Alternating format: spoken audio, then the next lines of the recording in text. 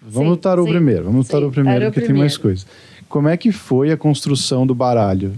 Como é que definiram Muito legal isso. as imagens? Então, olha que loucura. Não existe, na verdade, assim, não existe realmente na história do tarô como ele surgiu. Existem muitas vertentes. E a que eu mais gosto, porque pode ser que... Eles falaram que foi na idade de... que criaram na Idade Média, assim, tinha um baralho que chama Tarote, que era só um jogo, na verdade, que depois, com a introdução dos persas, da cabala, etc., começou a se tornar uma coisa mais mística. Mas eu gosto muito da versão que foram os egípcios, quem criaram, porque realmente tem as imagens muito parecidas que a gente vê em pratos egípcios, e na verdade o baralho em si, ele foi criado como um calendário agrícola. Se você parar para pensar e você prestar atenção, são 4 naipes, simbolizam as 4 estações do ano.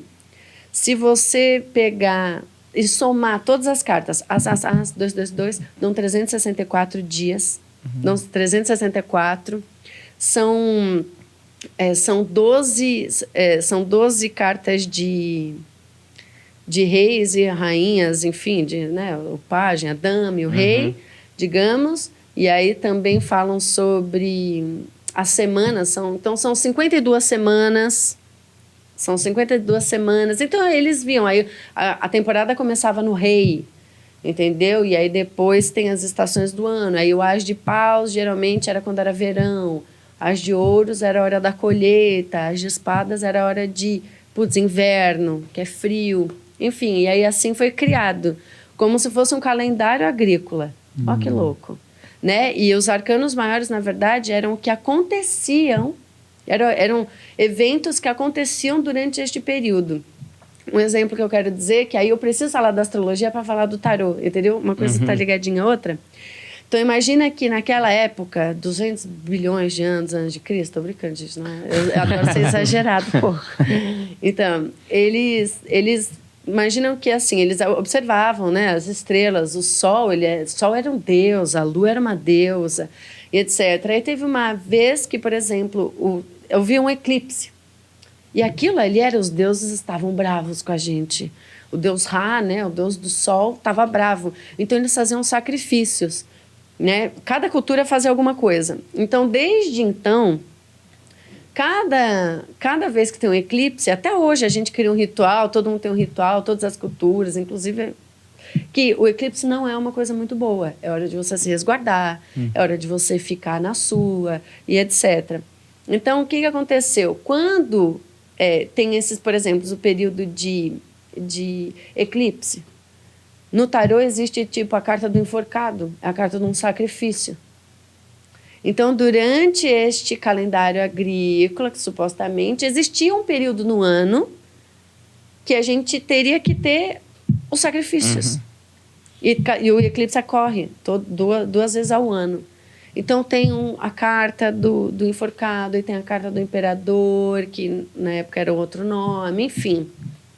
Então, é tudo muito ligado, né? Assim, os rituais, a astrologia e as cartas do tarô, todas as culturas têm um método de adivinhação, né? Então, os vikings usavam as runas, né? O pessoal tem os abúzios para jogar e lá... Borra de café. Borra de café. Não, tem de tudo. E aí tem o tarô que foi difundido. Não se sabe a origem dele. Existem variáveis. Mas quando ele virou realmente uma coisa mais mística, que foi datado mesmo, foi no período mais da Idade Média, se eu não me engano. Idade Média? Não sei, gente, sou ruim demais. Eu acho que... Não, mas faz sentido, né? Porque as imagens que tem nas cartas o rei, imperador, remete muito a esse período, né? Faz sentido. E aí foi a Cabala quem trouxe o misticismo ali pro pessoal daquela galera lá. Daquela galera lá, da Itália. Mas aí, quando eles começaram a ler a sorte do individual, eles pegavam aquilo que era para o macro e trazia para a vida da pessoa. Por exemplo, a sua colheita é a sua colheita individual e não a colheita do reino. É algo assim, mais ou menos? Na verdade, assim, o baralho ele foi esse lado místico do baralho, eu de verdade, e nem ninguém sabe realmente de como ele foi introduzido e quem se apossou disso e tal. Eu tenho na minha cabeça que se é um calendário agrícola faz muito mais sentido. O As, por exemplo, a gente plantou. O 2 começou a germinar a plantinha. No 3, não sei lá o quê. No 4, tem que dar um tempo. No 10, olha, vai queimar tudo, é melhor tirar. E aí, de repente, é muito mais fácil de você jogar e falar, então, vamos... E aí, o que eu estou falando, tudo foi sempre com um método de previsão. Todas as culturas do mundo quiseram prever alguma coisa, prever o próximo eclipse, prever quando vai dar a lua para a gente poder navegar, prever a temperatura de, sei lá o que, o sol quando estiver ali. A chuva, né? A chuva. Todo mundo sempre quis prever. E aí, quem fez essa parte de personalidade foi Ptolomeu. Ptolomeu, naquela época, ele quem começou a atribuir realmente na astrologia, né, na verdade, a personalidade da influência dos astros em cada um.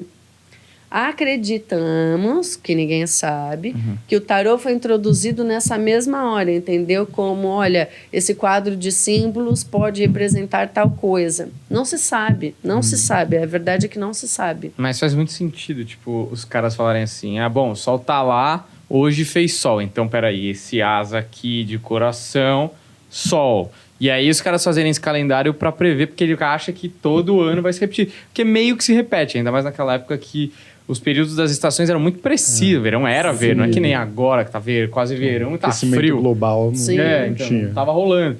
Então, tipo, acho que o cara previu e aí, como ele meio que conseguiu prever aquilo, acho que eles foram evoluindo pra esfera individual, né? Que é isso que tá dizendo.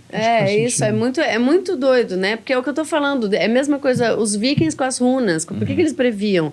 Porque eram mensagens dos deuses, né? Dos deuses, eles atribuíam cada constelação também a um deus. Então, eles faziam lá, enfim, aí jogavam as runas e vamos para lá, vamos para a direita. E hoje é mau agouro. Hoje não se sabe. É porque acho que a gente sempre foi muito acreditou em alguma coisa maior que a gente. Né? Todas as culturas acreditaram em coisas maiores e todas queriam prever realmente uma coisa que era da sua subsistência, que realmente era quando plantar, o que colher para que ninguém passasse fome, declarar guerra. Né? Então, a gente sempre quis prever o futuro. E aí a gente começou a achar, às vezes, no acaso, na minha opinião, como que o acaso estava moldando o nosso futuro também.